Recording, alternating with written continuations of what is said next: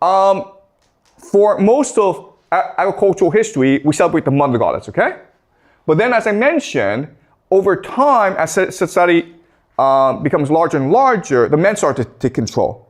And so they inverted the mythology of the mother goddess. Now, the sky god, who is Marduk here, kills the mother goddess to create the world. Okay? A process of inversion. So, to understand this process, we will read the most famous epic from Mesopotamia called the Enuma Elish. Enuma Elish means from up high. So it's a Bible, basically. It's like what God told us. And this is a story of the creation of the world. Okay, so what's really important to understand is that all the stories are written down in stone, okay? And again, guys, they didn't have to do this because everyone was able to memorize the story line for line. And that's what we did historically. So why did they write this in stone? For propaganda purposes, right? It's the same as in today's world, you go see a film. When you see a film, you're mesmerized, you're hypnotized by the beauty of it. And you must think that this film must be the gods speaking themselves. Okay, you don't think about, okay, how did they put this together? Your mind doesn't think like that. Your mind's like, oh my God, this is an image before me, therefore it must be true.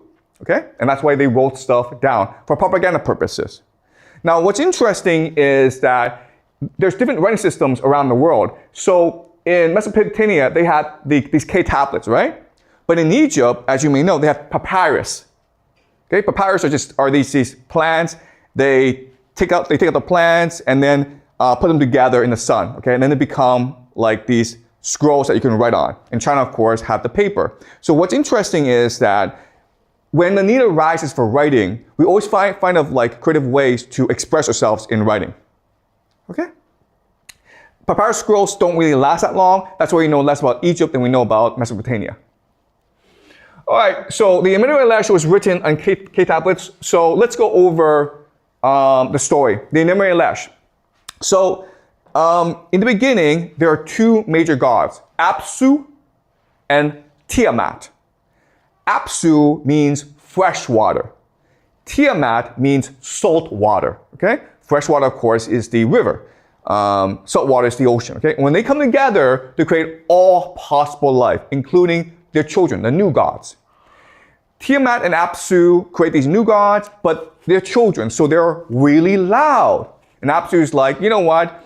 These children are really annoying. I want to kill them. Tiamat overhears this, and Tiamat tells her children who rebel and kill Apsu. But then Tiamat's like, you know what? They killed my husband. So now she's pissed, okay? So she decides she's going to go kill her children too. She has a general, and there is this huge army, and they start to attack their children. These children are thrown aback by Tiamat.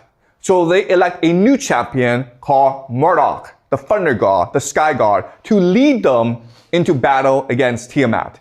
And in the final battle, Marduk, who's also called BL, he kills Tiamat, okay? Now what happens afterwards is really interesting because after he kills Tiamat, the mother goddess, he takes her body, and then from her body, he builds the entire world. He builds both the sky and the planet Earth, okay? So let's read some lines. BL rested, serving the corpse, in order to divide the lump by a clever scheme. He split her into two like a dried fish, okay? So he literally cut her like a fish.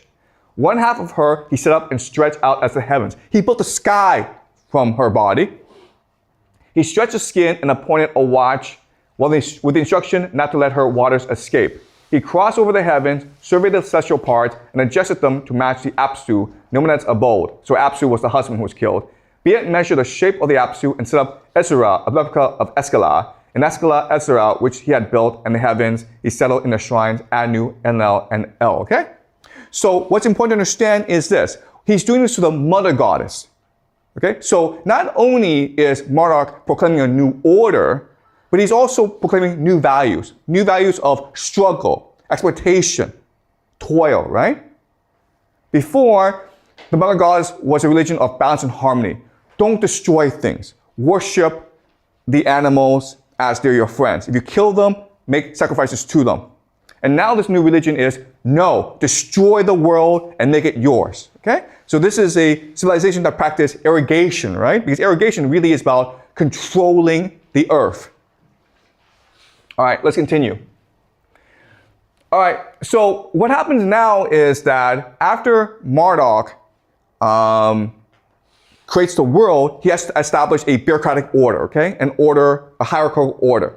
So he says, he fashioned heavenly stations for the great god and set up constellations, the patterns of the stars. He appointed the year, marked off divisions, and set up 3 stars each for the 12 months, okay? So he's basically building a calendar. The idea here is that all these were bureaucratic inventions in Samaria in order to better govern the people, right?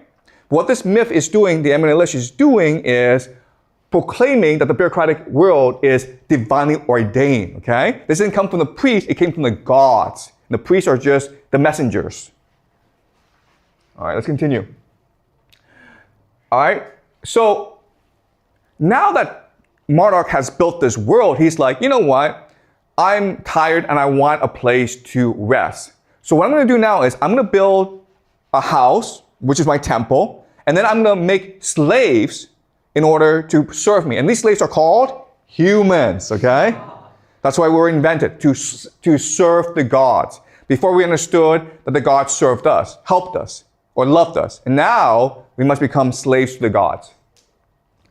Beneath the celestial parts, whose floor I made firm, I will build a house to be my luxurious abode. Within I will establish a shrine, I will found my chamber and establish my kingship. Okay? All right, so now he's going to turn humans into slaves. He conceived the desire to accomplish clever things. He opened his mouth, addressing Eel. He counsels that which he had pondered in his heart. I will bring together blood to form bone. I will bring into being Lula, whose name shall be man. Okay? All right. And the gods, by the way, are called the Anunnaki. Okay? That's why there are conspiracy theorists on the internet who say that we were invented by the Anunnaki. All right. So what Marduk does is that he takes his enemy, Tingu, and then he kills him, and then from his blood, he will create mankind. Okay? They bound him, holding him before Ale. They inflicted the penalty on him and severed his blood vessels. From his blood, he created mankind, on whom he imposed the service of the gods and set the gods free. Okay? Now, what's really interesting for us to remember is that throughout this poem, Marduk has different names, Bel, El, okay? And the reason why is that what happens in these epics is they take different traditions and they combine together into one composite story, okay? All right. After the wise El had created mankind and had imposed the service of the gods upon them, that task is beyond comprehension, for Nimrod performed the creation with the skill of Marduk. King Marduk divided the gods, or the Anunnaki, okay, the gods, into upper and lower groups. He assigned 300 in the heavens to guard the decrees of Anu and appointed them as a guard. Okay? So now he's going to create this hierarchy. So yes, all humans are slaves, but there's some humans who are better slaves than other humans, okay? And that's what explains the hierarchy. So as you can see, in Enuma Elish, it was written in order to justify the existing power structure. And honestly, this is a concept that's still true today, right? Why do we have schools? Why do we have media? Why do we have entertainment? It's to justify the existing power structure and social order, okay? All right. Now we get towards the end, and this is to establish that Babylon is the divine city. If it's divine, it means you can't leave it. You all want to be here, even though being in Babylon means you're enslavement, okay? Let us make a shrine of great renown. Your chamber will be our resting place, wherein we may repose. Let us erect a shrine to house a pedestal, where we may repose when we finish the work. When Marduk heard this, he beamed as brightly as the light of day. Build Babylon, the task you have sought. Let bricks for it be molded and raise a shrine. The Anunnaki wielded the pick. For 1 year, they made the needed bricks, okay? So Babylon, the capital, is a city made by the gods for the gods. And then humans are there to serve the gods. Okay, so this is the divine order. This is the mandate of heaven.